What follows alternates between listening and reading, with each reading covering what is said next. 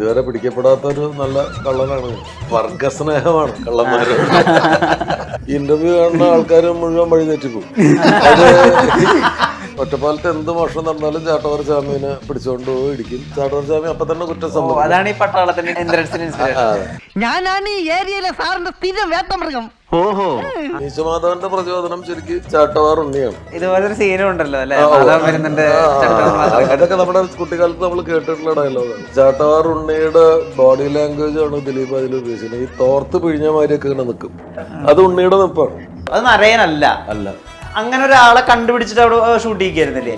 ഞാനതിന്റെ poster ഒട്ടിച്ചിട്ടുണ്ട്. Saint തെരേസാസിലെ പെൺകുട്ടികളൊക്കെ ഇറങ്ങുന്ന സമയത്ത് അവർക്ക് ഞാൻ അതിന്റെ നോട്ടീസ് കൊടുത്തിട്ട് നാളെയും കൂടെ ഉള്ളൂ പടം, നിങ്ങൾ തിയേറ്ററിൽ പോയിട്ട് കാണണം എന്ന് പറഞ്ഞിട്ടുണ്ട്. അവർക്കൊക്കെ ഭയങ്കര അത്ഭുതമായിരുന്നു. പക്ഷെ അതിലൊരു 10 പേരെങ്കിലും പോയിട്ട് അന്ന് സിനിമ കണ്ടിട്ടുണ്ടാവും. 10 പേര് കൂടുതൽ കാണുമെങ്കിൽ അതിലൊരു സംതൃപ്തിയുണ്ട്. ക്ലാസ്മേറ്റ്സ് എന്ന് പറഞ്ഞ സിനിമ 58 മണിക്കൂർ കണ്ടിന്യൂസ് ആയിട്ട് ഷൂട്ട് ചെയ്തിട്ടുണ്ടായിരുന്നു. 4-5 മണിക്കൂറാണ് പിന്നെ നമുക്ക് ഉറങ്ങാൻ കിട്ടുക. അടുത്ത ഷൂട്ടിങ്ങിന് വീണ്ടും പുറപ്പെടണം. ആ 6 മണിക്കൂറുള്ള ഉറക്കം എന്ന് പറയുന്നത് മരണമാണ്. ഒറ്റപ്പാലം ഭാഷ എന്ന് പറഞ്ഞിട്ട് അത് ഈ ട്രോൾ മെറ്റീരിയൽ ആവുന്നതിന്റെ കാരണം എന്താ വെച്ചാൽ ഒറ്റപ്പാലത്തുകാരല്ലാത്ത ആൾക്കാർ അത് ഉപയോഗിച്ചപ്പോഴാണ്. ഇവര് എല്ലാം ഈ നമ്പൂരിമാര് ഉപയോഗിക്കുന്ന ഭാഷയിലാണ് ഒറ്റപ്പാലത്ത് ഇല്ല അങ്ങനെയൊന്നും ആരും പറയില്ല. Joy of Jewelry Shopping. Biggest joy of jewelry shopping ഇതാ ആരംഭിക്കുന്നു. Jewelry shoppingന്റെ യഥാർത്ഥ ആനന്ദം അനുഭവിച്ചറിയൂ. Joy Alucas, world's favorite jeweler. അരഞ്ഞാണം കട്ടകള്ളനെയും ഡയമണ്ട് നെക്ലേസ് കട്ടകള്ളനെയും ഒക്കെ മലയാളിയെ ഇഷ്ടപ്പെടുത്തിയ ഡയറക്ടറാണ് ലാൽ ജോസ്. അദ്ദേഹം പ്രസന്റ് ചെയ്യുന്നു മറ്റൊരു കള്ളനെ എന്നുള്ള പ്രത്യേകതയുണ്ട് കോലാഹലം എന്ന സിനിമയ്ക്ക്. സിനിമയുടെ മുഴുവൻ ടീമും ഒപ്പം ലാൽ ജോസും ചേരുന്നു. നമസ്കാരം. കേട്ടിട്ടുണ്ട് ചെറുപ്പത്തിൽ ഈ പാൽപ്പൊടി പിന്നെ അച്ഛൻ ഭിക്ഷക്കാർക്ക് വെച്ചിരുന്ന പൈസയൊക്കെ കേട്ടിട്ടുണ്ടെന്ന്. അതുകൊണ്ടാണ് ഈ കള്ളന്മാരോട് ഇത്ര ഇഷ്ടം. എല്ലാവരിലും ഒരു കള്ളനുണ്ടെന്നാണല്ലോ. ഞാനും ഒരു തരക്കേടില്ലാത്ത കള്ളനാണെന്നാണ്. പിന്നെ ഒരാളുകളുടെയും മിടുക്ക് അത് എത്രമാത്രം കവർ ചെയ്ത് വെക്കാൻ പറ്റും എന്നുള്ളതാണ്. ഞാൻ ഇതുവരെ പിടിക്കപ്പെടാത്തൊരു നല്ല കള്ളനാണ് ഞാൻ. അതുകൊണ്ട് വർഗസ്നേഹമാണ് കള്ളന്മാര്. കള്ളന്മാരോടുള്ളത് എനിക്ക് ഉള്ളത് ഒരു കൗതുകമാണ്. ഞാനെപ്പോഴും ചില തിരക്കഥയും ഒക്കെ ആയിട്ട് ചില സംവിധായകര് വരും, ഒരു പ്രൊഡ്യൂസറെയും സംഘടിപ്പിച്ചിട്ടുണ്ടാവും. അപ്പോൾ ചിലപ്പോൾ ഈ പ്രൊഡ്യൂസർ പറഞ്ഞിട്ടുണ്ടോ ലാൽ ജോസിനോട് ഒന്ന് പറഞ്ഞിട്ട് അയാൾക്ക് ഇഷ്ടമാവുകയാണെങ്കിൽ ചെയ്യാം എന്നൊക്കെ പറഞ്ഞിട്ടുണ്ടാവും. അപ്പോൾ അത് നമ്മുടെ തലയിലൊരു ബാധ്യതയായിട്ട് വരും. ഈ കഥ ഭയങ്കര കുഴപ്പമായിരിക്കും. അപ്പം ഞാൻ ആ ഡയറക്ടറോട് പറയാറുള്ള ഒരു ഉദാഹരണം എന്താന്ന് വെച്ചാൽ, ഒരു കള്ളൻ ഒരു വീട്ടിൽ കയറിയിട്ട് പണം മോഷ്ടിക്കുന്നു, തെറ്റാണ്. പക്ഷെ അയാളുടെ ഒരു ജസ്റ്റിഫിക്കേഷൻ എന്താ വെച്ചാൽ, അയാൾ മോഷ്ടിക്കുന്ന പൈസ അയാൾ ഉപയോഗിക്കും. അയാളുടെ ഭാര്യയ്ക്ക് സാരി മേടിക്കാൻ, മക്കൾക്ക് ഭക്ഷണം മേടിക്കാൻ, അല്ലെങ്കിൽ അയാളൊരു സ്കൂട്ടർ മേടിക്കാനൊക്കെ അയാൾ ആ പൈസ ഉപയോഗിക്കുക. അപ്പൊ അത് ജസ്റ്റിഫൈഡ് ആവുന്നത് അവിടെയാണ്. നീ ഇപ്പൊ ചെയ്യാൻ പോണത് ഒരാള് ജീവിതകാലം മുഴുവൻ സമ്പാദിച്ച പൈസ മേടിച്ചു കൊണ്ടുപോയിട്ട് നീ അത് ഉപയോഗിക്കാതെ കൊണ്ടുപോയി കടലിൽ കൊണ്ടുപോയിട്ട് ഇങ്ങനെ കലക്കാൻ പോവാണ്. അയാൾക്ക് ഒരു ഗുണമില്ല, നിനക്കൊരു കരിയറിനൊരു ഗുണം ഉണ്ടാവില്ല. അങ്ങനെ പറയാറുണ്ട്. അപ്പം കള്ളന്മാരോട് തോന്നിയിട്ടുള്ള കൗതുകത്തിൽ നിന്ന് തന്നെയാണ് അതൊക്കെ അവരെ ചെറുതായിട്ടൊന്ന് ജസ്റ്റിഫൈ ചെയ്യാനൊക്കെ തോന്നുന്നത്. അതുകൊണ്ടായിരിക്കും. എൻ്റെ കുട്ടിക്കാലത്ത് ഞാൻ ഒറ്റപ്പാലത്ത് കള്ളന്മാരെന്ന് വിളിക്കപ്പെടുന്ന ആളുകളെ കണ്ടിട്ടുണ്ട്. ഇപ്പം ഒറ്റപ്പാലത്ത് ഉണ്ടായിരുന്നൊരു കള്ളനായിരുന്നു ചാട്ടവാർ ചാമി. ചാട്ടവാർ ചാമി ഒറ്റപ്പാലത്ത് എന്ത് മോഷണം നടന്നാലും ചാട്ടവാർ ചാമീനെ പിടിച്ചുകൊണ്ട് പോയി ഇടിക്കും. ചാട്ടവാർ ചാമി അപ്പൊ തന്നെ കുറ്റം സംഭവിക്കും. അപ്പൊ ചാട്ടവാർ ചാമി അങ്ങനെ ഒരു 40-45 വയസ്സായപ്പോ ഇടികൊണ്ട് ചത്തുപോയി, മരിച്ചുപോയി. അപ്പൊ അങ്ങനെ മരിച്ചു കഴിഞ്ഞപ്പോ വീണ്ടും ഒറ്റപ്പാലത്ത് മോഷണങ്ങൾ നടന്നു. അപ്പൊ ഏൽക്കാൻ ചാമിയില്ല. അങ്ങനെ പോലീസുകാർ ഇങ്ങനെ ചുറ്റും നോക്കിയപ്പോൾ ചാട്ടാർ ചാമിയുടെ മകൻ ഉണ്ണി പാവം വിറകൊക്കെ വെട്ടി അവിടെ ജീവിക്കുന്നുണ്ട്. അപ്പോൾ ഉണ്ണിയെ നോക്കിയപ്പോൾ പോലീസുകാരുടെ തലയുടെ മീതെ ഒരു ബൾബ് കത്തി. അങ്ങനെ അവനെ പിടിച്ചുകൊണ്ടുപോയി. അങ്ങനെ ഉണ്ണി കള്ളനായി. ഉണ്ണിയെ നാട്ടുകാർ ചാട്ടവാർ ഉണ്ണി എന്ന് വിളിച്ചു. അപ്പൊ ഉണ്ണി നമ്മുടെ വീട്ടിലൊക്കെ വിറക് വെട്ടാനൊക്കെ വരും. അപ്പൊ ആകെ അപ്പൻ നമ്മ അടുത്ത് വിളിച്ചു പറയും, ആ ഉണ്ണി വിറക് വെട്ടാൻ വരുന്നുണ്ട്, ആ പുറത്തുള്ള പാത്രങ്ങളൊക്കെ എടുത്ത് അകത്തേക്ക് വെച്ചോളാൻ പറയും. അത്രേ ഉള്ളൂ പ്രിക്കോഷൻ. അപ്പൊ അത്തരം ആൾക്കാരെ നമ്മൾ കണ്ടിട്ടുണ്ട്. മീശമാധവന്റെ പ്രചോദനം ശരിക്ക് ചാട്ടവാർ ഉണ്ണിയാണ്. ചാട്ടവാർ ഉണ്ണിയിൽ നിന്നാണ് മീശമാധവൻ നമ്മള് അതൊക്കെ നമ്മുടെ കുട്ടിക്കാലത്ത് നമ്മൾ കേട്ടിട്ടുള്ള ഡയലോഗാണ്. പിന്നെ ചാട്ടവാർ ഉണ്ണിയുടെ ബോഡി ലാംഗ്വേജ് ആണ് ദിലീപ് അതിൽ ഉപയോഗിച്ചിരുന്നത്. ഈ തോർത്ത് പിഴിഞ്ഞ മാതിരിയൊക്കെ ഇങ്ങനെ നിൽക്കും. ഈ ഒടുവിൽ ഉണ്ണികൃഷ്ണൻ ആധാരം തിരിച്ചു കൊടുക്കാൻ അമ്പളിച്ചേട്ടൻ്റെ അവിടെ പോയിട്ട് തിരിച്ചു വരും വെയിറ്റ് ചെയ്ത് നിൽക്കുന്ന ഒരു നിപ്പുണ്ടല്ലോ, അത് ഉണ്ണിയുടെ നിപ്പാണ്. അങ്ങനെ കള്ളന്മാരെ ഒരുപാട് ഒബ്സർവ് ചെയ്തിട്ടുണ്ട്, നമ്മൾ കണ്ടിട്ടുണ്ട് അവരെ. അപ്പൊ അതുകൊണ്ട് കള്ളന്മാരോടൊരു ഇഷ്ടമുണ്ട്. ഈ സിനിമയും കോലാഹലവും ഒരു കള്ളന്റെ കഥ തന്നെയാണ്. അതും എൻ്റെ നാട്ടിലെ ഒരു വരുന്ന ഒരു കള്ളന്റെ കഥയാണ്. അപ്പൊ നാച്ചുറലി ചിലപ്പോൾ അതായിരിക്കാം ഇതിനോടുള്ളൊരു ഹൃദയബന്ധം, ഈ സിനിമയോട് തോന്നിയ ഒരു ഹാർട്ട് കണക്ഷൻ എന്ന് പറയുന്നത് അതായിരിക്കാം. ഈ ഒറ്റപ്പാലത്തെ ഈ ദേശത്തിന്റെ ഈ ഊടും പാവും കൃത്യമായിട്ട് അറിയുന്ന ഒരു സംവിധായകൻ ഇത് മിസ്സാക്കി പോയല്ലോ, അങ്ങനെ തോന്നിയോ കണ്ടു കഴിഞ്ഞപ്പോൾ? അല്ല, അതാണ് ആദ്യം തോന്നിയ ഒരു നിരാശ. അതാണ് നമ്മള് ഒറ്റപ്പാലത്തിന്റെ കഥകളൊന്നും ഇനി പറയാൻ ബാക്കിയില്ല എന്ന് വിചാരിച്ചത്. ഒറ്റപ്പാലത്തെ എനിക്ക് ഓർമ്മയുള്ള കാര്യങ്ങളൊന്നും എനിക്ക് എൻ്റെ ശ്രദ്ധയിൽ സിനിമാറ്റിക് ആണെന്ന് തോന്നിയ കാര്യങ്ങളൊക്കെ ഞാൻ യൂസ് ചെയ്ത് കഴിഞ്ഞു. ഇനി അവിടെ ഒന്നുമില്ല എന്നാണ് വിചാരിച്ചത്. അപ്പോഴാണ് കോലാഹലം വരുന്നത്. അപ്പൊ ഇതും ഇപ്പൊ ന്യൂ ജനറേഷൻ ഒരു ഡയറക്ടറും റൈറ്ററും അവര് പുതിയ കാലഘട്ടത്തിന്റെ പുതിയ ചെറുപ്പക്കാരുടെ ഒരു കഥ പറഞ്ഞിരുന്നെങ്കിൽ നമുക്ക് ഇത്രയും സങ്കടമില്ലായിരുന്നു. ഇത് നമ്മളുടെ കാലത്തും നടക്കാൻ സാധ്യതയുള്ള ഒരു കഥ ഇവര് നമ്മളെ അറിയാതിരുന്ന ഒരു കഥ ഇവര് അടിച്ചു മാറ്റി. ഇതിലാ മൊബൈൽ ഫോൺ സീൻസ് മാറ്റി വെച്ചാ ഇത് നമുക്ക് എല്ലാ കാലത്തും അപ്ലിക്കബിൾ ആണ്. അപ്പൊ അതില് മൊബൈൽ ഫോണിൽ വിളിച്ച് പറയുന്നു എന്നുള്ളത് മാത്രമേ ഇതില് രതിപുഷ്പം റീലും അതൊഴികെ ബാക്കിയെല്ലാം. ഈ സിനിമയുടെ അകത്ത് ഭയങ്കര ഈ ശുദ്ധഹാസ്യം എന്നൊക്കെ പറയുന്ന പോലത്തെ അങ്ങനത്തെ കുറെ എലമെന്റ്സും കൂടി ഉണ്ട്. അതായത് ഇപ്പൊ ഈ ബ്രസീൽ ഫാൻസ് എന്നൊക്കെ എഴുതിയ സ്പെല്ലിംഗ് FANCE ആണ്, FANS കൂടിയല്ല. അപ്പം അത്രയും മണ്ടന്മാരാണ് അവർ, അതായത് ആത്മാർത്ഥമായിട്ട് അവർ മണ്ടന്മാരാണെന്ന് കാണിക്കുന്ന ഒരുപാട് ഏരിയ ഉണ്ട് അതിനകത്ത്. അപ്പൊ ഇപ്പൊ ഈ എന്താ പറയാ രതിപുഷ്പത്തിന്റെ പേരിലുള്ള ചർച്ചകളൊക്കെ ശരി, അത് എല്ലാ കാലത്തും ഇങ്ങനത്തെ ഹ്യൂമർ വർക്കാവും, അങ്ങനെ കോൺഫിഡൻസ് ഉണ്ടായിരുന്നു എഴുതുന്ന ഘട്ടത്തിൽ തന്നെ? ഈ റീൽസിന്റെ കുറച്ച് സംഗതികളൊക്കെ വന്നല്ലോ, അതൊക്കെ മേ ബി ചിലപ്പോൾ ഈ ഒരു കാലഘട്ടത്തിലായിരിക്കാം വർക്ക് ആവുക. ഇനി കുറെ മാങ്ങ കേൾക്കുന്ന പോലീസുകാരനൊക്കെ മാങ്ങ കേൾക്കുന്ന പോലീസുകാരനൊക്കെ ഞങ്ങളിത് എഴുതുന്ന സമയത്ത് അത് ഭയങ്കര റെലവെന്റ് ആയിട്ടുള്ള ഒരു വിഷയമായിരുന്നു. അതുകൊണ്ടാണ് അത് ചേർത്തത്. പക്ഷേ ഈ കാലഘട്ടം മാറുന്ന അനുസരിച്ചിട്ട് പിന്നെ സാറിന്റെ ഒക്കെ പടത്തിലേക്ക് സാധനം മീശമ നേരത്തെ റഷീദ് പറഞ്ഞ മാതിരി അതൊക്കെ എല്ലാ കാലത്തും ഏത് സ്ഥലത്തിട്ടാലും ഫ്രഷാണ്. പക്ഷേ ഈ പറഞ്ഞ പോലെ കുറച്ച് ടെക്നോളജി ആയിട്ട് ചേർന്ന് നിൽക്കുന്ന റീൽസ് പോലത്തെ സാധനങ്ങളൊക്കെ ഇനി കുറെ കാലം കഴിഞ്ഞ് കാണുമ്പോൾ എത്രത്തോളം വർക്കാവുള്ളെന്ന് ഉണ്ട്. പക്ഷെ ഇപ്പൊ ആൾക്കാർ എൻജോയ് ചെയ്യുന്നുണ്ട്, ഇപ്പൊ ആൾക്കാർക്ക് ഇഷ്ടപ്പെടുന്നുണ്ട്.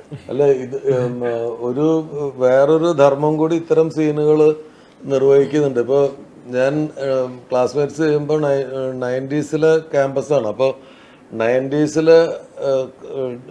ഡ്രസ്സിങ് പാറ്റേൺ കിട്ടാൻ വേണ്ടിയിട്ട് നമ്മൾ ആ കാലത്ത് ഇറങ്ങിയ സിനിമകളാണ് കാണുക.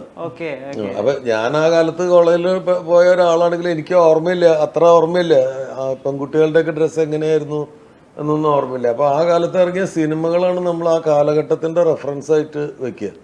അപ്പോൾ ഈ കാലഘട്ടത്തിന്റെ ഒരു റെഫറൻസ് പിൽക്കാലത്ത് കുറെ വർഷങ്ങൾക്ക് ശേഷം വരുമ്പോ കോലാഹലം എടുത്ത് കണ്ടാൽ അറിയാൻ ഇവിടെ റീൽസ് ഉണ്ടായിരുന്നു. ഞാൻ സീരിയസ് ആയിട്ട് പറഞ്ഞു, റെഫറൻസ് മെറ്റീരിയലാണ് സിനിമ. ശരിക്ക് റെഫറൻസ് മെറ്റീരിയലും കൂടിയാണ്. ആ ഒരു കാലഘട്ടത്തിനെ അഡ്രസ്സ് ചെയ്യല്ല, ഒരു കാലഘട്ടത്തില് ഒരു സ്ഥലത്തിന്റെ ആ ജോഗ്രഫി, ആ സ്ഥലം എങ്ങനെയുണ്ട്. ഇപ്പൊ മറൈൻ ഡ്രൈവ് കൂടെ സത്യം മാഷ അനുഭവങ്ങൾ പാളിച്ചകളിലെ മറ്റൊരു ഷോട്ടുണ്ട്, നടന്നു വരുന്ന ഒരു ഷോട്ടുണ്ട്. ആ മറൈൻ ഡ്രൈവ്, അതായത് 72 ഈ മറൈൻ ഡ്രൈവ് എങ്ങനെ ഉണ്ടായിരുന്നു എന്നുള്ളത് കാണാൻ നമ്മൾ ആ സിനിമ ആണ് റെഫറൻസ് പോയിന്റ്. അപ്പൊ അതുപോലെ ഇതൊരു റെഫറൻസ് പോയിന്റ് ആയിട്ട് പിൽക്കാലത്ത് ടെക്നീഷ്യൻ എന്നുള്ള രീതിയിൽ എനിക്ക് വല്ലാത്തൊരു ആരാധന തോന്നിയൊരു മൊമെന്റ് ഉണ്ട്. ഇപ്പൊ ഈ ക്ലാസ്മേറ്റ്സിന്റെ കാര്യം പറഞ്ഞപ്പോൾ ചോദിക്കുക, അതിനകത്ത് നരയനെ കൊല്ലുന്നൊരു സീക്വൻസ് ഉണ്ടല്ലോ, അവിടെ ആ സീൻ നരയന്റെ മുഖമില്ല, ശരീരത്തിലെ രൂപമാതൃക മാത്രമേ ഉള്ളൂ, അത് നരയനല്ല. അങ്ങനെ ഒരാളെ കണ്ടുപിടിച്ചിട്ട് അവിടെ ഷൂട്ട് ചെയ്യിക്കായിരുന്നില്ലേ? അത്രയധികം ശ്രമം ഉണ്ടാക്കുന്ന ഒരു ടെക്നീഷ്യൻ, എങ്ങനെയാണ് അതിനുള്ള ഒരു ഐഡിയ വന്നത്? ശരിക്കും അത് അധ്വാനമുള്ള ഒരു ഏരിയ അല്ലേ?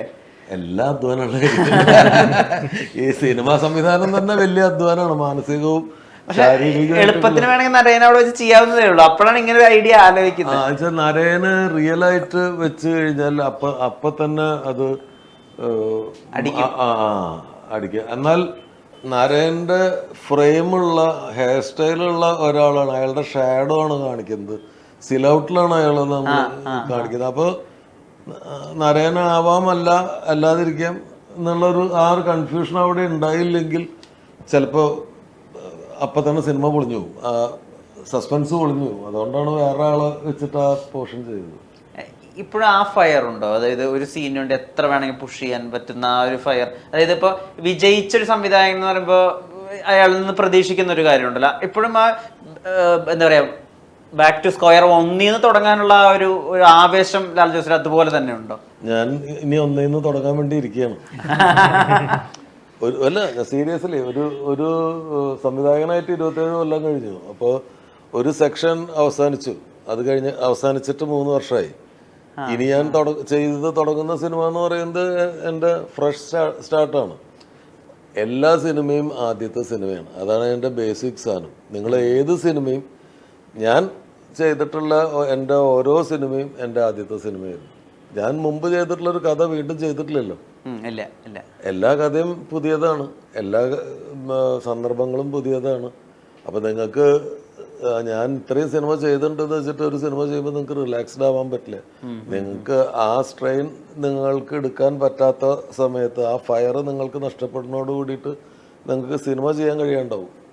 നിങ്ങൾക്ക് പ്രൊഡ്യൂസറും ഡേറ്റും ആർട്ടിസ്റ്റിന്റെ ഡേറ്റും തിരക്കഥയൊക്കെ ഉണ്ടെങ്കിൽ നിങ്ങളുടെ ആ ഫയർ പോയി കഴിഞ്ഞാൽ നിങ്ങൾക്ക് അത് ചെയ്യാൻ പറ്റില്ല. ഇത് ഭയങ്കര ടയറിങ് ആയിട്ടുള്ള ഒരു ജോലിയാണ്. ഇപ്പോൾ ക്ലാസ്മേറ്റ്സ് എന്ന് പറഞ്ഞ സിനിമ 58 മണിക്കൂർ കണ്ടിന്യൂസ് ആയിട്ട് ഷൂട്ട് ചെയ്തിട്ടുണ്ടായിരുന്നു. അതായത് ഒരു ദിവസം രാവിലെ 6 മണിക്ക് ഷൂട്ടിംഗ് തുടങ്ങിയിട്ട് ഫുൾ നൈറ്റ് ഷൂട്ട് ചെയ്തിട്ട് രാവിലെ നൈറ്റ് ഷൂട്ട് കഴിഞ്ഞിട്ട് രാവിലെ ഏർലി മോർണിംഗിൽ ഡേ സീൻ ആരംഭിച്ചിട്ട് 10 മണിക്ക് ബ്രേക്ക് ചെയ്തിട്ട് എല്ലാവരും റൂമിൽ പോയി ടോയ്ലറ്റ് പോക്കും കുളിയും കഴിഞ്ഞിട്ട് തിരിച്ചു വന്നിട്ട് വീണ്ടും കണ്ടിന്യൂ ചെയ്തിട്ട് അടുത്ത ദിവസവും ഇതുപോലെ തന്നെ കണ്ടിന്യൂ ചെയ്തിട്ട് അങ്ങനെ 3 ദിവസങ്ങൾ കണ്ടിന്യൂസ് ആയിട്ട് ഷൂട്ട് ചെയ്തിട്ടുണ്ട്. അപ്പം രാത്രി ഒരു 12 മണിയൊക്കെ കഴിയുമ്പോൾ ഞാനും രാജീവ് രവിയും മാത്രമേ ഉണ്ടാവുള്ളൂ.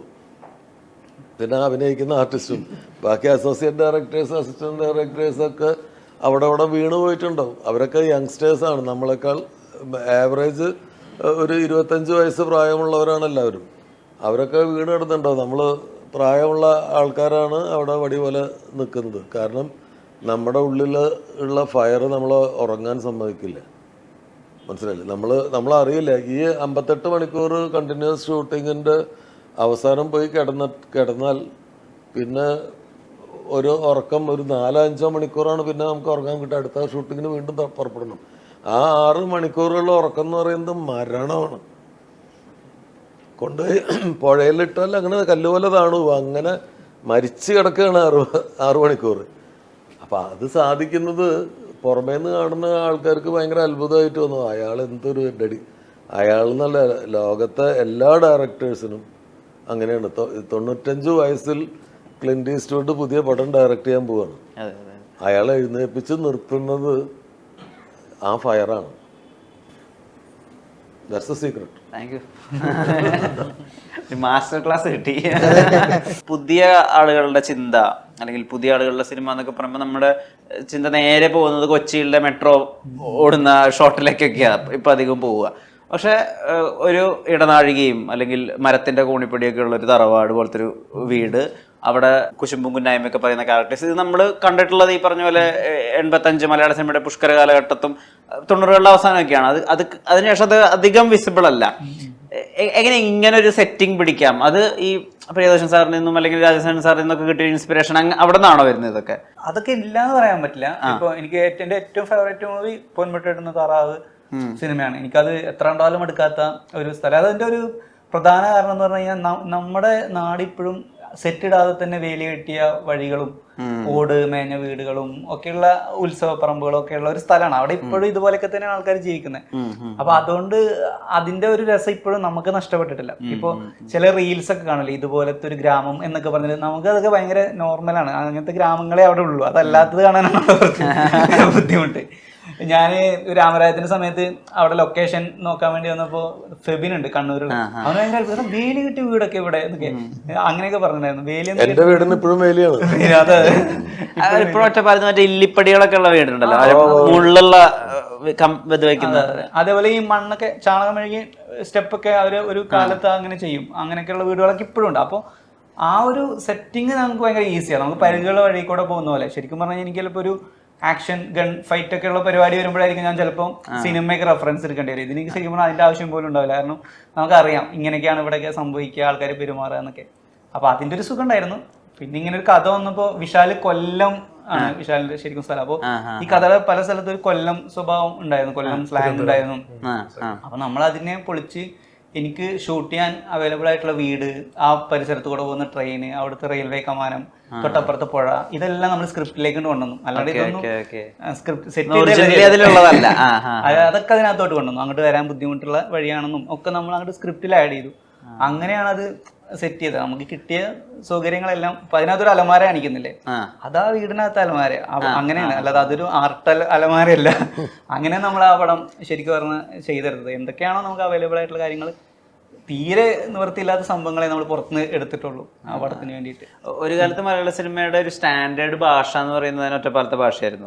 പിന്നെ അത് ഭയങ്കരമായിട്ട് ട്രാൻസ്ഫോം ചെയ്തു. പിന്നെ ഒറ്റപ്പാലം ഭാഷ ഉപയോഗിക്കുന്ന ഒരു ട്രോൾ മെറ്റീരിയൽ പോലെ ആയി തുടങ്ങി. പക്ഷെ കുറെ കാലത്തിന് ശേഷം ഒതന്റിക് ആയിട്ട് ആളുകൾ ഉവ്വോ ഉണ്ടോ ഇല്ല എന്നൊക്കെ പറയുന്നത് കേൾക്കാൻ ഒരു സുഖമുണ്ട്.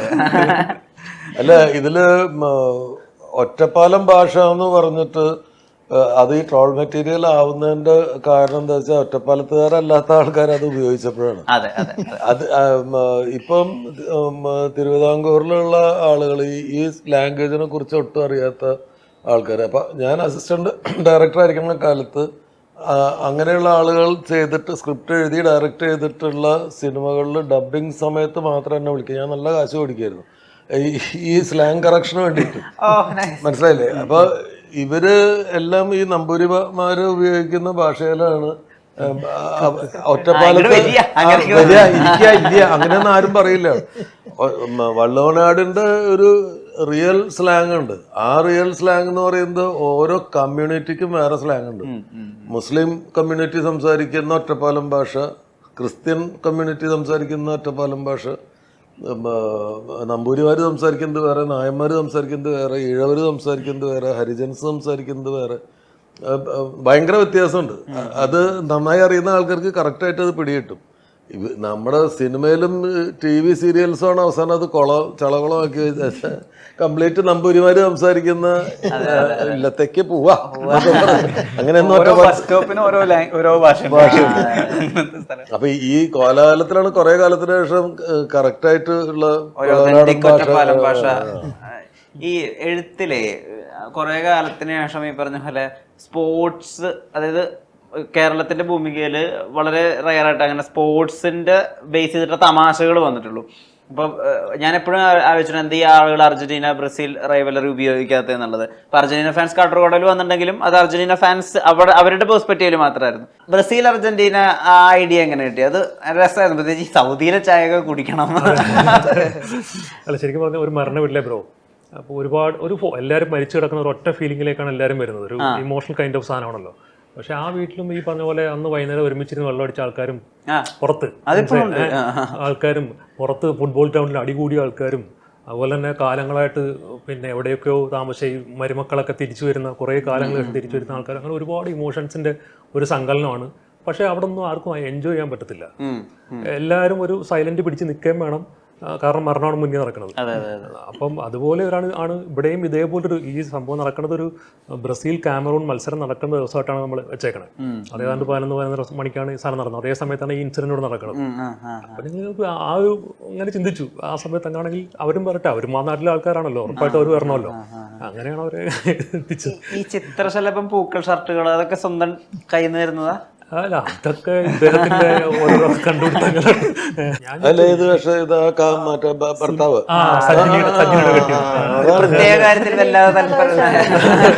അതെ. അപ്പൊ ഞാൻ ഇദ്ദേഹത്തെ ചോദിച്ചപ്പോൾ ഇദ്ദേഹം പറഞ്ഞത് കുറച്ച് കളർഫുൾ ആയിട്ടുള്ള സാധനങ്ങൾ മതി, കണ്ട ഒരുമാതിരി കണ്ണടിച്ചു പോകുന്ന സാധനങ്ങൾ വേണമെന്ന് പറഞ്ഞു. എന്നാ പിന്നെ അങ്ങനെ ആയിക്കോട്ടെ കരുതി ആള് ശരിക്കും ഞാൻ നോക്കുമ്പോഴേ മരണ വീട്ടിലേക്ക് ജുഗൽബന്ദിയുടെ പാന്റൊക്കെ ഇട്ടിട്ട് സിനിമക്കാരന്റെ ലുക്കിൽ നടക്കുന്നത് മാത്രമേ ഉള്ളൂ. ഞങ്ങള് പണ്ട് സന്തോഷേട്ടന്റെ ഒരു ഷോർട്ട് ഫിലിമിന് എഴുതാൻ വേണ്ടി കണ്ണൂർ പോയി നിന്നു. ഞാനും വേറെ എന്റെ ഒരു ഇപ്പൊ പെണ്ണേഴ്സിന്റെ ഒക്കെ ഡയറക്ടർ ഫെബിൻ ഒക്കെ ഉണ്ടായിരുന്നു. അങ്ങനെ ഞങ്ങൾ പോയി. അപ്പോൾ സന്തോഷേട്ടനെ അവിടെ പറഞ്ഞു, ഇങ്ങനെ സിനിമയുടെ കഥ എഴുതാനാ പറഞ്ഞാൽ അവിടെ വരണ്ട, നമുക്ക് അവിടെ ഫുഡും പരിപാടിയൊക്കെ ഏൽപ്പിച്ച ആൾക്കാരുടെ അടുത്തൊന്നും പറയണ്ട എന്ന് പറഞ്ഞു. ഇനി അത് പറഞ്ഞിട്ട് ആൾക്കാർ സിനിമക്കാർ വന്നു എന്നുള്ളൊരു വൈബൊന്നും വേണ്ടെന്ന് വെച്ചിട്ട് ഞങ്ങളങ്ങനെ ഒരു 2-3 ദിവസമൊക്കെ ഞങ്ങൾ അവിടെ നിന്നു. ഒരു ദിവസം വിശാല് ഒരു മുഴക്കുന്ന് എന്ന് പറഞ്ഞ സ്ഥലം, അവിടെ വിശാല് ബസ് ഇറങ്ങുന്നത് തലയിലൊരു കെട്ടും മറ്റേ ചുക്കൽബന്തി പരിപാടിയും പലാസ പെയിന്റൊക്കെ ഇട്ടിട്ട് ഇവൻ വന്ന് ആൾക്കാർക്ക് ഇവനെ കണ്ടപ്പോഴേ ഇതിലിങ്ങനെ കുറെ പൊതിഞ്ഞ് പറയുന്ന വളരെ രസമുള്ള തമാശകളുണ്ട്. അതായത് നമുക്ക് കാന്തല്ലൂര് പോകണം, നമുക്ക് മൂന്നാർ പോകണം എന്നൊക്കെ അങ്ങനത്തെ മനുഷ്യരെ കണ്ടിട്ടും കുറേയായി. അതായത് ഒരിക്കലും പറയാൻ പറ്റാത്ത സ്ഥലത്തോട്ട് വിയേർഡ് ആയിട്ടുള്ള അഡൽട്ട് ജോക്ക് ഒക്കെ പറയണ പോലത്തെ ആളുകള്, അതും റിയൽ ക്യാരക്ടേഴ്സ് ആണോ? അല്ല, ഈ സുനി എന്ന് പറഞ്ഞ ക്യാരക്ടർ ശരിക്കും ഒരു പഞ്ചമാണ്. പക്ഷെ ആള് ശേഷം പെശകാണ്. ആളുടെ ബാക്ക്ഗ്രൗണ്ട് നമ്മളതിനകത്ത് പറയുന്നില്ല, പക്ഷെ ആള് ഇച്ചിരി കില്ലാടിയാണ്. അതാണ് കാന്തന്റെ ഒരു റെയ്ഡ് ഉണ്ടാവില്ല. എനിക്ക് അതിനൊക്കെ ഇഷ്ടം ഈ മനുഷ്യൻ പോളിഗമസ് ആണ് ഒക്കെ പറയുന്ന അവിടെ റെയ്ഡ് ഉണ്ടാവില്ല എന്ന് പറയുമ്പോ നിങ്ങൾ പോയിണ്ടോന്ന് ചോദിക്കുമ്പോ പറയുന്നത് അത് ഞാൻ യാത്ര മാതൃഭൂമിയുടെ യാത്ര റെയ്ഡ് ഇല്ലാന്നൊന്നും എഴുതൂല. അതെ, ഫേസ്ബുക്കും ഒരുപാട് സിനിമകളില് പ്രിയനെ കണ്ടിട്ടുണ്ട്. പക്ഷെ എനിക്ക് ഏറ്റവും ഇഷ്ടമായിട്ടുള്ളത് വളരെ നിഷ്കളങ്കമായിട്ട് പ്രേമലൂല് പോത്തുംകുട്ടിക്ക് മേടിക്കാൻ വേണ്ടി 10,000 രൂപ കടം ചോദിക്കുന്ന അമ്മ, അത് വളരെ റിലേറ്റബിൾ ആയിരുന്നു. ഈ ഇതിലേക്ക് വരുമ്പോഴേ ഇടനാഴിയിലും അടുക്കളയിലും ഒക്കെ എത്തുമ്പോ റിയൽ സെൽഫാണ്. പക്ഷെ എപ്പോഴാണ് ബോഡിയുടെ അവിടെ എത്തുന്നത് അപ്പൊ തൊട്ടേ ഇങ്ങനെ ചെയ്തോണ്ടിരിക്കണല്ലോ. അത് ഈസിലി അങ്ങനെ വരുമായിരുന്നോ? ഇത് അവിടെ നിന്ന് അങ്ങോട്ട് പിന്നെ അങ്ങോട്ട് ദുഃഖഭാവം പിടിക്കണം? വലിയ കുഴപ്പമുണ്ടായിരുന്നില്ല. ഇത് ശരിക്കും പറഞ്ഞാൽ നമ്മളെ നാട്ടിലൊക്കെ, ഞാൻ കോഴിക്കോടാണ്, കോഴിക്കോടൊക്കെ ശരിക്കും ഇതുപോലത്തെ ആൾക്കാരുണ്ട്. അതായത് ശരിക്കും മൊട്ട സ്വഭാവമായിരിക്കും. എന്റെ പേരിൽ സുഭാഷിണി എന്നാ. ഞാൻ ഒരു നല്ല വർത്താനം പോലും പറയണില്ല ശരിക്കും. തീനോട് പരിപ്പോടെ കഴിക്കാനൊക്കെ പറഞ്ഞിട്ടുന്നല്ലാതെ ബാക്കിയെല്ലാം വെറുതെ ലൗഡായിട്ട് കിടന്ന് ഒച്ചപ്പാടും ബഹളം എടുക്കുന്ന ഭർത്താവിനെ ഇങ്ങനെ ഭയങ്കര ഷാർപ്പ്. ശരിക്കും നല്ല സ്വഭാവം എനിക്ക് സത്യം. അപ്പൊ ഇത് ഏകദേശം ഒരു ധാരണ ഉണ്ടായിരുന്നു ഇങ്ങനെയാണ്. പിന്നെ ഋഷി ആണെങ്കിലും വിശാലാണെങ്കിലും ഒക്കെ ഭയങ്കര ഫ്രീഡം തന്നിരുന്നു, എന്താണ് ചെയ്യാൻ പറ്റുക എന്നുള്ളതിനെ പറ്റി. അങ്ങനെ ഭയങ്കര റെസ്ട്രിക്ഷൻ പിടുത്തങ്ങളൊന്നും പിടിച്ചിരുന്നില്ല. അത് കുറച്ച് ഈസിയാന്ന് തോന്നി. ഒരു പ്രശ്നം കിട്ടിയ അതിന്റെ മാക്സിമം ആലോചിച്ച് പ്രശ്നം ഉണ്ടാക്കണം, അടുക്കളയുടെ നിന്നിട്ട് അതൊക്കെ ഇവിടെ നിന്ന് വരുന്ന ഐഡിയ ആണ്. അതെ, അടുക്കള സീനൊക്കെ ഫൈറ്റ് ഉണ്ടെന്ന് പറഞ്ഞിരുന്നു. അതിന്റെ ഡയലോഗ് ഇന്നത് പറയണമെന്നൊന്നും ഉണ്ടായിരുന്നില്ല. പിന്നെ നമുക്ക് ആലോചിക്കുമ്പോ നമുക്കറിയാലോ ഇങ്ങനെ ഒരു ചേച്ചി എന്തായിരിക്കും പറയാ എന്നുള്ളത്. ഭയങ്കര ഗുണം ചെയ്തിട്ടുണ്ട്. ഈ ഒരു സെറ്റിംഗ് എല്ലാവർക്കും അറിയാം. നമ്മൾ കഥ പറഞ്ഞ അവിടെ എന്തൊക്കെ ചെയ്യാൻ പറ്റും എന്നുള്ളത് ഇവർക്ക് എല്ലാവർക്കും അറിയാം. ഇവരൊക്കെ കണ്ടുപരിച്ചുള്ളതാണല്ലോ. അപ്പൊ എല്ലാവരുടെ ഭാഗത്തുനിന്ന് ലോഡ് കണക്കിന് സജഷൻ വരും. അച്യുതാനന്ദേട്ടനൊക്കെ കിഡിലൻ ഐഡിയകളുണ്ട് പുള്ളി ഇങ്ങനെ വരും. പ്രിയ ചേച്ചി തന്നെ നമ്മൾ സീൻ കുറച്ച് എടുത്തതിന് ശേഷം പറഞ്ഞത്, ഈ ഏതോ ഒരു വീട്ടിൽ മരണം നടന്നിട്ട് അവിടുത്തെ അമ്മാവൻ മരിച്ചെടുക്കുന്ന അമ്മായി കരയുമ്പോ ഈ നിലവിളക്കില്ലേ, അത് ചുമരിനോട് ചേർത്താ വെച്ചിരിക്കുന്നത്. അപ്പൊ കരച്ചിലിന്റെ ഒപ്പം ആ വിളക്ക് അവിടെ നിന്ന് മാറ്റി വെക്ക്, ആ ചുമരുമ്പൊക്കെ കഴിയുന്നൊക്കെ പറഞ്ഞിട്ട് കരയുന്നത്. അവർക്ക് അതൊക്കെയാണ് മെയിൻ പ്രശ്നം. അതൊക്കെ ചുറ്റുള്ള കാര്യങ്ങളൊക്കെ ഇതിപ്പോ എടുക്കൂലോ ബോഡി, നമ്മളിത് പെയിന്റ് ചെയ്യണ്ടേ. മകനോട് മറ്റേ അടുപ്പിന്റെ അവിടെ പരിപ്പോടെ ഉണ്ട്, അതെടുത്ത് പോയി കഴിക്കുക എന്നൊക്കെ പറയുന്ന ആ മീറ്ററിൽ തന്നെയാ പറയുന്നത്. നായകനാണ്. ഓസ്ട്രേലിയയിലാണ് വലിയൊരു ജീവിതത്തിന്റെ ഭാഗം ചെലവഴിച്ചെന്ന് ഞാൻ മനസ്സിലാക്കിയിട്ടുള്ളത്. ഇപ്പൊ കള്ളനെ മലയാളത്തിലെ അല്ലെങ്കിൽ കേരളത്തിലെ ഒരു കള്ളനെ അവതരിപ്പിക്കുമ്പോ ഇപ്പത്തെ കള്ളന്മാരനെ അധികം മുണ്ടൊക്കെ കൊടുക്കുന്നുണ്ടോ എന്ന് നമുക്കറിയില്ല. കാരണം നമ്മുടെയൊക്കെ ബോഡി ലാംഗ്വേജ് ഒരുപാട് മാറി. പണ്ട് നമ്മള് ആണുങ്ങൾ ഇരിക്കുമ്പോൾ ഇങ്ങനെ ചെയ്യുന്നൊരു ബോഡി ലാംഗ്വേജ് ഉണ്ടായിരുന്നു, അത് തന്നെ മാറിപ്പോയി. അപ്പൊ ജീവിതമായിട്ട് അങ്ങനെ റിലേറ്റ് ചെയ്യാൻ പറ്റുന്ന ഒരു കഥാപാത്രം ഒന്നും അല്ലല്ലോ ഇത്. എങ്ങനെയാ ശരിക്കും നാട്ടിൽ കള്ളന്മാരുണ്ടായിരുന്നോ? അതെങ്ങനെയാ ഇതിന്റെ ഒരു ഐഡിയ?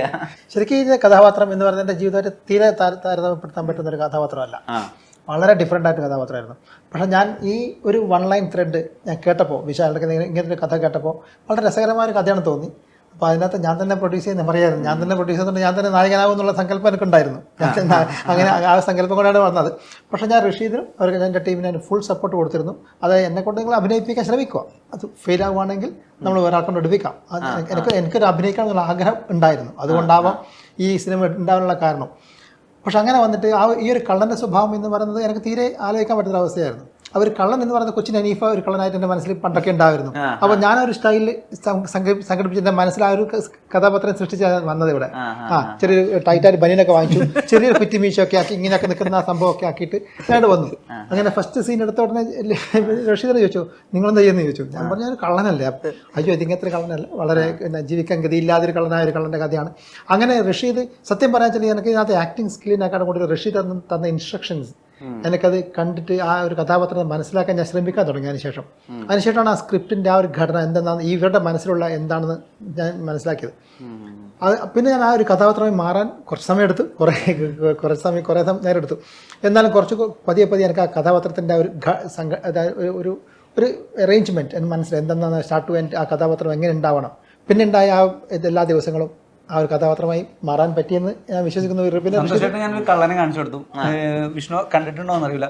ഒരു കള്ളനെ തെളിവെടുപ്പിന് പോലീസ് കൊണ്ടുവന്നിട്ട് ഒരു വീട്ടിലേക്ക് ഒരു 40-45 വയസ്സുള്ള ഒരാളാണ്. അയാളുടെ അടുത്ത് വന്നിട്ട് ഇങ്ങനെ ആ വീട്ടിലത്തെ ചേച്ചി ഇങ്ങനെ ചീത്ത വിളിച്ചോണ്ടിരിക്കുക, എടാ ഒരു നിനക്ക് വല്ല ജോലിക്കും പൊക്കൂടാന്നൊക്കെ പറഞ്ഞിട്ട് എന്നിട്ട് അതിനകത്ത് 10-25,000 രൂപ ഉണ്ടായിരുന്നു എന്നൊക്കെ പറയുമ്പോൾ ഇയാള് അത്ര നല്ല ഇയാൾ ഇങ്ങനെ അയാൾക്ക് ഒരു വിഷമമില്ല ഇത് ചെയ്തതില്.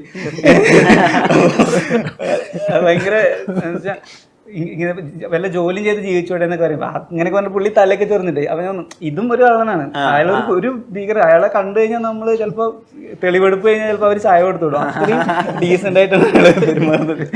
അപ്പൊ ഞാൻ സന്തോഷം കാണിച്ചു കൊടുത്തു ഇങ്ങനെയുണ്ട് കള്ളൻ എന്ന് പറഞ്ഞിട്ട്. സന്തോഷേട്ടൻ എന്ന് പറഞ്ഞാൽ ഇപ്പോൾ ഇല്ലിത്തള്ള ഷോർട്ട് ഫിലിം ചെയ്യുന്ന സമയത്തും സന്തോഷേട്ടൻ മുസ്ലിം ക്യാരക്ടറാണ് അത്. അപ്പൊ സന്തോഷേട്ടന്റെ ബെൽറ്റ് ഇട്ടില്ല, പക്ഷെ പുള്ളി മറ്റേ നിസ്കാര ടൈം മേക്കപ്പിന്റെ ആൾക്കാരെ കൊണ്ട് എടിയിപ്പിച്ച്.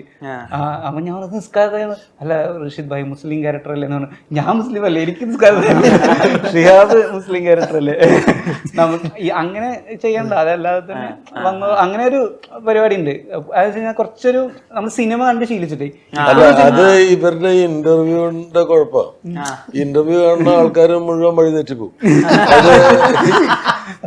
ഇവര് ചോദിക്കും നിങ്ങൾ ഈ ക്യാരക്ടർ ചെയ്യാനുള്ള മുന്നൊരുക്കങ്ങൾ എന്തായിരുന്നു. അപ്പൊ എന്തായാലും മറുപടി പറയേണ്ടത് വെച്ചിട്ട് ഇവര് പറയും ഞങ്ങള് ഈ മുസ്ലിങ്ങളെ മുഴുവൻ ഇങ്ങനെ വാച്ച് ചെയ്യാൻ തുടങ്ങി. അപ്പൊ ഞങ്ങൾ വാച്ച് ചെയ്ത ആളുകളിൽ പലർക്കും ഈ സാധനം കണ്ടപ്പോൾ ഞങ്ങൾ ഇത് ആദ്യം വെച്ചപ്പോൾ ഞങ്ങൾ അങ്ങനെ. ലാൽ ജോസിനാണല്ലോ കൈ കിട്ടിയിരിക്കുന്നത്. എപ്പോഴെങ്കിലും ഒരു എൻഡിങ്ങോ സ്റ്റാർട്ടിങ്ങോ ലാൽ ജോസിന്റെ വോയിസ് ഓവറിൽ അങ്ങ് പറയിപ്പിച്ചേക്കാം. ഇല്ല, അങ്ങനെ ആലോചിച്ചിട്ടുണ്ടോ? അത് സാധ്യതയല്ല ആയിരുന്നു. ഇതിലൊരു സാഹചര്യം ഇല്ലല്ലോ, ഇതിലങ്ങനെ ഡയറക്ഷന്റെ സംഭവം ഉണ്ടായില്ലല്ലോ. എന്നാലും ഇപ്പൊ ഈ കള്ളന് നീതീകരിക്കാവുന്ന ഒരു കാരണം ഉണ്ടോ അങ്ങനെ എന്തെങ്കിലും പറഞ്ഞൊരു നറേഷൻ നല്ല സിനിമ അത് വൃത്തികേടാക്കുന്ന. പണ്ട് എനിക്ക് അങ്ങനെ തോന്നാറുണ്ടായിരുന്നു കേട്ടോ. ഞാൻ ഷോർട്ട് ഫിലിമിൽ നിന്ന് വന്നായിരുന്നേ, എനിക്ക് എന്ത് ഷോർട്ട് ഫിലിം കഴിഞ്ഞാലും അതിന്റെ ലാസ്റ്റ് എന്തെങ്കിലും പറയണോ അങ്ങനെയൊക്കെ തോന്നിയിരുന്നു. പക്ഷെ ഇപ്പൊ എനിക്ക് തോന്നുന്നത് നമുക്ക് ഈ പറഞ്ഞ സംഭവത്തിൽ ഒരു വിശ്വാസം ഇല്ലാത്തത് കൊണ്ടാണ് അവസാനം നമ്മളിത് പറഞ്ഞും കൂടി മനസ്സിലാക്കി കൊടുക്കണം എന്നുള്ളൊരു ചിന്ത വരാൻ തുടങ്ങി. അതിനുശേഷം ഞാൻ ആ പരിപാടി അങ്ങനെ ഇപ്പൊ ഷോർട്ട് ഫിലിമിന് ഞാൻ അങ്ങനെ വല്ലാണ്ട് ചെയ്യാറില്ല. പണ്ടൊക്കെ നമുക്ക് എപ്പോഴും തോന്നും കംപ്ലീറ്റ് കഴിഞ്ഞതിന് ശേഷം അതുമായിട്ട് മാച്ച് ചെയ്യുന്ന എന്തെങ്കിലും ഒരു പരിപാടി അവസാനം ഇട്ട് കൊടുക്കാം എന്ന്. അങ്ങനത്തെ നരേഷൻ പരിപാടിനോട് എന്തോ ഒരു താല്പര്യം അങ്ങനെ വന്നു കയറിയതാണ്. നമ്മുടെ ഒരു സുഹൃത്തിന്റെ ഷോർട്ട് ഫിലിം ഉണ്ട്. അതിന്റെ അവസാനമായി തീർന്നു, ഷോർട്ട് ഫിലിം കഴിഞ്ഞു. അപ്പൊ ആ ഒരു ക്യാരക്ടർ ഒന്നും ഇതിലൊരു മെസ്സേജ് എവിടെ, അപ്പോഴൊരു മെസ്സേജ് ഉണ്ട് എന്ന് പറഞ്ഞിട്ട് ഈ കഥയായിട്ട് യാതൊരു ബന്ധമില്ലാത്ത നമ്മുടെ നായകൻ നടന്നു വന്നിട്ടൊരു കൊക്കക്കോളയുടെ എന്തോ ഒരു കുപ്പി കിടപ്പുണ്ട്, അതിങ്ങനെ തട്ടിത്തെറിപ്പിച്ച് ഒരു പീപ്പയിലിടും. അതാണ് മെസ്സേജ്. ലാൽ ജോസ് എന്ന സംവിധായകൻ പലപ്പോഴും അസോസിയേറ്റ് ചെയ്യുന്ന പടങ്ങൾക്കും ചില പ്രത്യേകതകൾ തോന്നിയിട്ടുണ്ട്. ഇപ്പം ലെൻസ് എന്നൊരു സിനിമ ഉണ്ടായിരുന്നു 2014, ബൈലിംഗ്വലായിരുന്നു.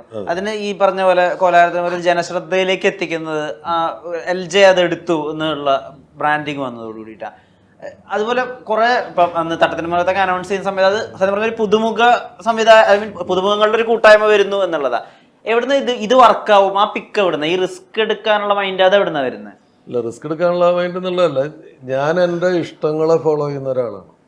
എന്നാണ് ഒരു തന്നിഷ്ടക്കാരൻ എന്ന് വേണമെങ്കിൽ പറയാം.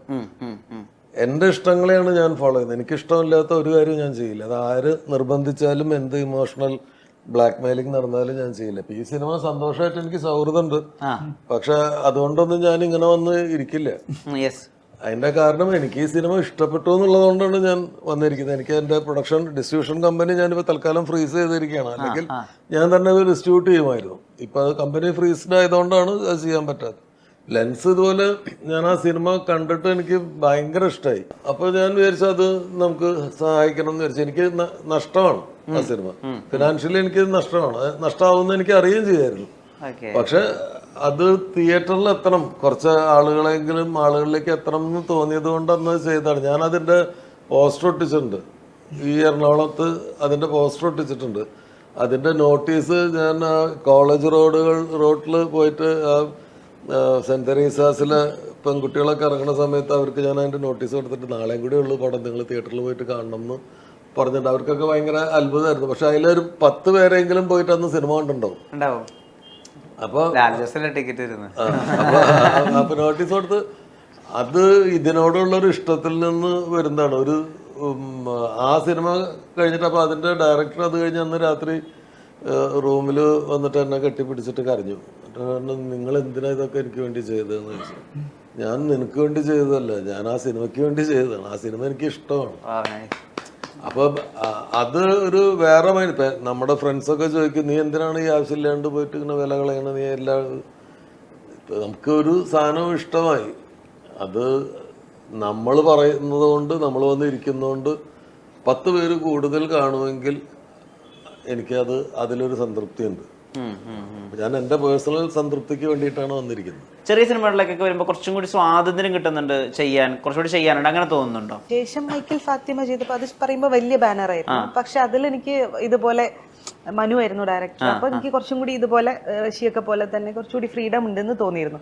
ഇതിപ്പോ ഇതിലേക്ക് വന്നപ്പോ എന്താ വെച്ചാൽ നമ്മൾ ശരിക്കും ഒരു കുടുംബം പോലെ 10-18 ദിവസം നിന്നപ്പോഴത്തേക്ക് ഭയങ്കര ഒരു ബോണ്ടിങ് ആയി പരസ്പരം, എല്ലാവർക്കും ഫാമിലി പോലെ. ഇതിലുള്ള എൻ്റെ അനിയത്തിയായി ചെയ്ത ആളെ എനിക്ക് നേരത്തെ പരിചയമുള്ളതാണ് ചിത്ര. എൻ്റെ ഭർത്താവായി ചെയ്യുന്ന കുമാരേട്ടൻ ഞാൻ ഓൾറെഡി ശ്രീധന്യയിൽ എൻ്റെ ബ്രദറായിട്ടുണ്ട്.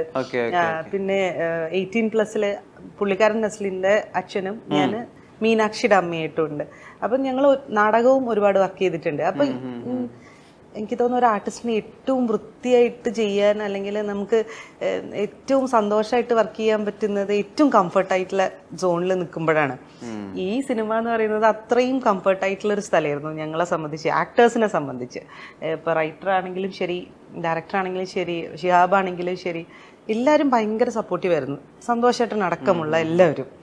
അപ്പം കിട്ടുന്ന ഒരു ഫ്രീഡം ഉണ്ടല്ലോ നമുക്ക്. ഇപ്പം ഋഷി പറയും നിങ്ങൾ ചെയ്തോളൂ, വേണ്ടാത്തതുണ്ടെങ്കിൽ ഞാൻ കട്ട് പറയും, എന്നിട്ട് നമുക്ക് വീണ്ടും പോവാന്ന് പറയും. പക്ഷെ അധികം അങ്ങനെ കട്ട് പറഞ്ഞില്ല അല്ലേ ഋഷി? ഇപ്പൊ ക്യാരക്ടറിലൊക്കെ ഇത്രയധികം ഇൻവോൾവ് ആയിട്ട് ഈ കഥാപാത്രം ഇങ്ങനെ പറയില്ല, എനിക്ക് ഇങ്ങനെ പറയാനാ തോന്നുന്നത്, അങ്ങനത്തെ ഒരു സ്പേസിൽ എത്തുന്ന അനുഭവങ്ങളുണ്ടോ? അത് നമുക്ക്, എനിക്ക് തോന്നുന്നത് ചിലത് നമുക്ക് ഇത് തന്നെ പറയണം എന്ന് പറഞ്ഞു തരുന്ന സമയത്ത് ചില വാക്കുകൾ നമ്മൾ നോർമലി യൂസ് ചെയ്യാത്ത കുറച്ച് സാധനങ്ങളാകുമ്പോൾ നമുക്കിങ്ങനെ ഇത് ഞാൻ പറയണല്ലോ എന്ന് തോന്നും. പക്ഷെ അത് പറയാതിരിക്കാൻ പറ്റില്ലല്ലോ. അവരിത് പറയണമെന്ന് പറയുമ്പോൾ നമുക്ക് പറയാം അല്ലേ സാറേ? ഞാനിപ്പോ ചെറിയ റോളുകളിലൊക്കെ ചില സിനിമകളിൽ വിളിച്ചിട്ട് അഭിനയിക്കാൻ ചെല്ലും. അപ്പം ചിലപ്പോൾ ഭയങ്കര സാഹിത്യമൊക്കെ ഉണ്ടാവും, വലിയ ഡയലോഗും ഉണ്ടാവും, ഭയങ്കര സാഹിത്യം. അപ്പൊ നമ്മൾ ജീവിതത്തിൽ ഒരിക്കലും ഞാൻ പേഴ്സണലി ഉപയോഗിക്കാത്ത വാക്കുകൾ വരുമ്പോൾ ഞാൻ പെട്ടുപോകും. കാരണം ഇത് ഓർത്ത് വെക്കൽ വലിയ പാടാണ്. കാരണം നമുക്ക് ഒന്നാമത് അഭിനയം അറിയില്ല, രണ്ടാമത് ഇത് അഭിനയിക്കുക, എന്നിട്ട് ഈ ഡയലോഗ് ഓർത്ത് വെക്കുക, എന്നിട്ട് എക്സ്പ്രസ് ചെയ്യുക എന്നൊക്കെ പറയുന്ന പരിപാടി ഉണ്ടല്ലോ. അപ്പം ഞാൻ അവരോട് ചോദിക്കും, ഞാൻ ഈ ക്യാരക്ടർ ഇത്തരം വാക്കുകളൊന്നും ഉപയോഗിക്കാൻ സാധ്യതയില്ല, അപ്പോൾ ഞാൻ എൻ്റെ ഒരു ഭാഷയിൽ സംസാരിച്ചോട്ടെ എന്ന് ചോദിക്കും. അപ്പോൾ അത് ചിലപ്പോൾ സമ്മതിക്കും. ചിലർ പക്ഷെ പറഞ്ഞല്ല സാർ അത് ഞങ്ങളിങ്ങനെ ഉദ്ദേശിച്ചാണ്, ഇത് തന്നെ പറയണം. അപ്പോൾ ഞാൻ പറയാം, അപ്പോൾ അങ്ങനെ ഈ ലെങ്തി ഷോട്ട് വെക്കരുത്, കാരണം ഇത്ര എനിക്ക് കാണാം ഉപയോഗിക്കാത്ത വാക്കുകൾ പറയുമ്പോൾ അതുപോലത്തെ പ്രശ്നമുണ്ടോ? അപ്പം എൻ്റെ സിനിമകളിൽ അഭിനയിക്കുന്ന ആർട്ടിസ്റ്റുകൾക്ക് ആ ഒരു ഫ്രെയിമിൽ നമ്മൾ ഒരാളൊരു ക്യാരക്ടർ ഒരു ഡയലോഗ് പറയുമ്പോൾ ആ പറയാൻ വേണ്ട ഒരു ടൈമുണ്ട്, അതിൽ കൂടുതൽ എടുക്കാൻ പറ്റില്ല. ഇപ്പൊ ഇന്റർവ്യൂവിൽ നിന്ന് സംസാരിക്കണ മാതിരി നീട്ടി പരത്തി പറയാൻ പറ്റില്ലല്ലോ.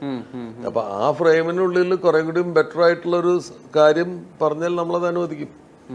അത് പറയാവുന്നതാണ്. അത് ആ ക്യാരക്ടർ പറയുമെന്ന് തോന്നിയാൽ അത് വിടാം. പക്ഷെ ഈ സിറ്റുവേഷനിൽ ആ ആള് പറയേണ്ട ഡയലോഗിന്റെ കണ്ടന്റ് അതിലുണ്ടാവണം. വാക്കുകളൊന്നും അങ്ങോട്ട് ഇങ്ങോട്ട് മാറിയോട്ടൊന്നും കുഴപ്പമില്ല. എവിടേക്കും മലയാള സിനിമ മറന്നുപോയൊരു സ്പേസ് ഉണ്ട്. ഈ നിഷ്കളങ്കരായ മനുഷ്യരും നാട്ടുംപുറവും കുശുമ്പും കുന്നായ്മയും അവസാനം ഒരു നന്മയും, ആ ഒരു ഏരിയ നമുക്ക് പിന്നെയും റീലിവ് ചെയ്യാൻ പറ്റുന്നുണ്ട്, റീവാച്ച് ചെയ്യാൻ പറ്റുന്നുണ്ട് കോലാഹലത്തിൽ. ഡെഫിനറ്റ്ലി 11-ാം തീയതി ഈ മാസം റിലീസാവുന്നതോടുകൂടി കുറേ ആളുകളിലേക്ക് കൂടി സിനിമ എത്തേണ്ടതുണ്ട്. എല്ലാവരുടെയും നേരത്തിന് ഒരുപാട് നന്ദി. നമസ്കാരം. Joy of Jewelry Shopping. Biggest joy of jewelry shopping ഇതാ ആരംഭിക്കുന്നു. Jewelry shoppingന്റെ യഥാർത്ഥ ആനന്ദം അനുഭവിച്ചറിയൂ.